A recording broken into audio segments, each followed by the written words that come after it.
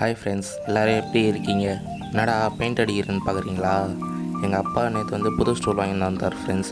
அதனால் அது பெயிண்ட் அடிக்க சொன்னதுனால நாங்கள் ஃபஸ்ட்டு கோட்டிங் ப்ரைமர் அடித்தோம். அதுக்கு மேலே பார்த்தீங்கன்னா ப்ரௌன் கலர் அடிச்சிட்ருக்கோம். இந்த மாதிரி நீங்கள் எந்த பொருளுக்கு பெயிண்ட் அடித்தாலும் கீழே ஒரு பேப்பர் போட்டு அடிங்க ஃப்ரெண்ட்ஸ். ஏன்னா நம்மளுக்கு க்ளீன் பண்ணுறதுக்கு கொஞ்சம் ஈஸியாக இருக்கும். அதுக்கப்புறம் பார்த்தீங்கன்னா உங்களுக்கு இந்த மாதிரி வீடியோ பிடிக்குமா, இல்லைனா எலக்ட்ரானிக் சம்மந்தப்பட்ட வீடியோ பிடிக்குமா ஃப்ரெண்ட்ஸ்? ஏன்னா எனக்கு எலக்ட்ரானிக் மேலே கொஞ்சம் ஆர்வம்.